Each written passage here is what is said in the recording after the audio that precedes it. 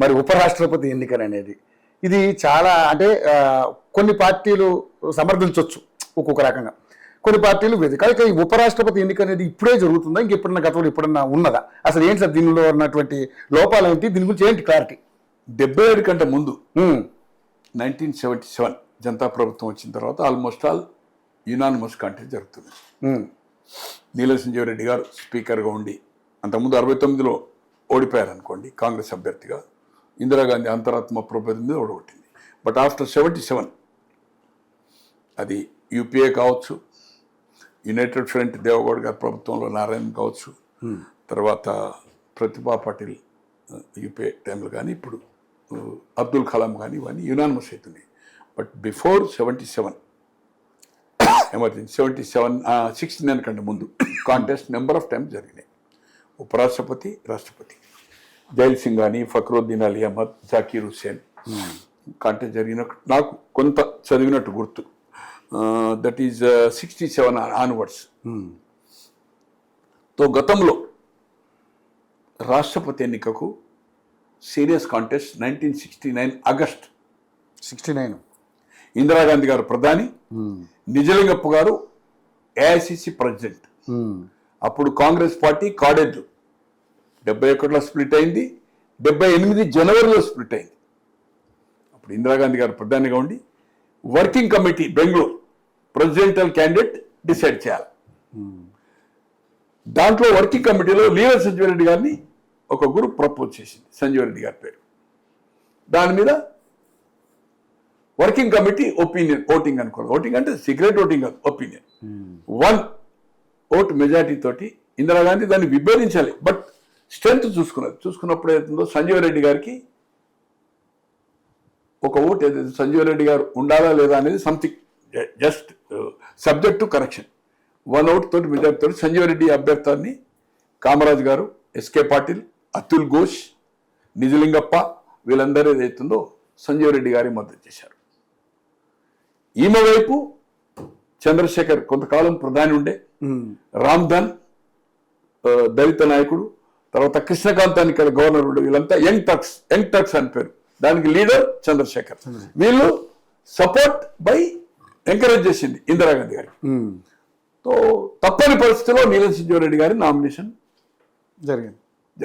దాంట్లో ఆమె ఒక సెట్ 10 మంది ఎంపీలు ఎంతో ఉంటుంది సంథింగ్, ఆమె స్వయంగా ప్రధానిగా నీలం సంజీవ్ రెడ్డి గారి నామినేషన్ ఆమె ఒక సెట్ ఫైల్ చేసింది. 10-20 సెట్లు వేస్తారు కదా జనరల్గా.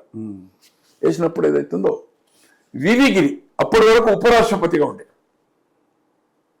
ఉపరాష్ట్రపతిగా ఉన్నప్పుడు ఏదైతుందో నేను అనుకుంటున్న జాకీర్ హుస్సేన్ గారు చనిపోయారు అప్పుడు 67లో, అయితే ఆయనది 72 వరకు. బట్ ఆ వేకెన్సీ ఫిల్ కావాలి.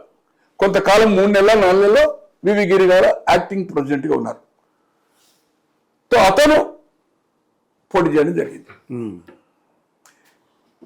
అప్పుడున్న ప్రతిపక్షంలో ఉన్న భారతీయ జనసంఘ్ దీపం గుర్తు, ఇప్పుడు జనతా పార్టీ దీపం గుర్తు, అప్పుడు సోషలిస్ట్ పార్టీ మర్రి చెట్టు, స్వతంత్ర పార్టీ చుక్క గుర్తు, భారతీయ క్రాంతి దళాన్ని చరణ్ సింగ్ కాంగ్రెస్ నుంచి విడిపోయి ఒక దాదాపు 70 మంది ఎమ్మెల్యేలతో ఎంపీలో, నాకు ఐడియా లేదు, యూపీలో బిగ్ లీడర్ చరణ్ సింగ్. తర్వాత చీఫ్ మినిస్టర్ అయిండు, తర్వాత ఉప ప్రధాని అయిండు, ప్రధాని అయిండు, వేరే సంగతి. బట్ అలాగే బంగ్లా కాంగ్రెస్ అజయ్ ముఖర్జీ ఒక పవర్ఫుల్ లీడర్ అక్కడ, అదొక ఆయన ఒక 60-70 మంది ఎమ్మెల్యేలకు వింగ్ లీడర్ బెంగాల్లో. వీళ్ళందరూ కలిసి వివి గిరిని ఏదైతుందో ప్రపోజ్ చేశారు. ఇండిపెండెంట్, ఇప్పుడు ఎట్లయితే ఉపరాష్ట్రపతికి పార్టీ అభ్యర్థిగా అతనికి పార్టీ మన స్పాన్సర్ కాదు, ఇండియా స్పాన్సర్ చేసింది, అట్లే వివి గిరిని ఏదైతుందో చేసింది.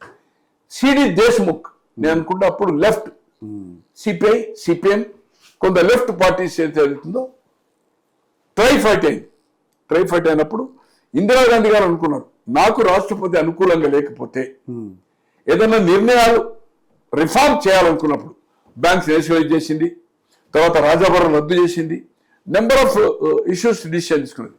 ప్రెసిడెంట్ సహకారం ఉండాలి, రాష్ట్రపతి సహకారం ఉండాలి, ఇతనైతే నాకు ఇబ్బందికరంగా ఉంటాడు అనే ఉద్దేశంతో ఎస్ఎస్ చేసుకున్నది. Just 3 days or 4 days before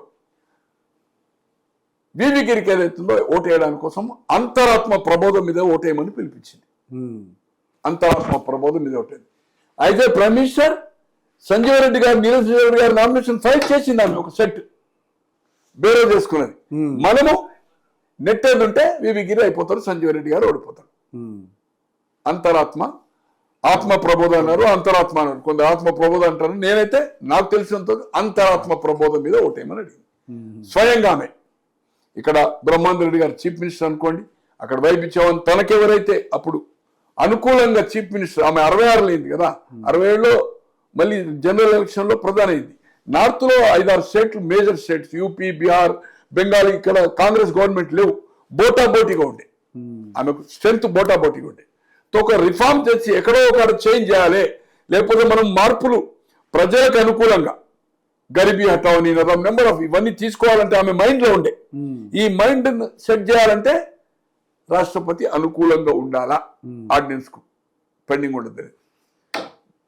ఆ పిలుపుతో ఏదైతుందో ఇక్కడ మర్రి చెన్నారెడ్డి గారు టిపిఎస్ ప్రెసిడెంట్, అప్పటి వరకు ఎంపీలు ఈ డిఫెక్షన్ బిల్ లేదు, మెల్కోటే సికింద్రాబాద్, రాజారామేశ్వరరావు మహబూబ్ నగర్, రమాపతిరావు కరీంనగర్, నారాయణ రెడ్డి ఇండిపెండెంట్ గెలిచాడు, పండిత్ నారాయణ రెడ్డి 65లో ఇండిపెండెంట్ ఎంపీ, ఇట్లా 4 లోక్సభ సభ్యులు.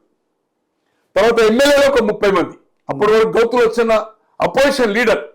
బట్ కొంతమంది ఇండిపెండెంట్లు, ఈశ్వరీబాయి, గీతారెడ్డి తల్లి, పురుషోత్తమరావు గారు మాజీ మంత్రి, తర్వాత కొంతమంది ఏదైతుందో ఇండిపెండెన్స్ సంబంధించిన వాళ్ళు, కాంగ్రెస్ వాళ్ళు, అదర్స్ ఏదైతుందో సోషలిస్టులు ఒక టీపీఎస్ గా ఫామ్ అయ్యారు. అప్పటి వరకు గౌతులు వచ్చిన తీసేసి 30 మందితో నూకల్ రామచంద్ర రెడ్డి గారు, famous leader of Warangal, Surender Reddy గారికి బంధువు అవుతాడు నూకల, తో అతను ఫ్లోర్ లీడర్. చెన్నారెడ్డి గారికి ఫోన్ చేసింది బ్రహ్మాండ రెడ్డి గారికి, చాలా మంది అంటే ఎవరైతే స్టార్ వర్డ్స్ ఉన్నారో ఫోన్ చేసి మీ మద్దతు కావాలా,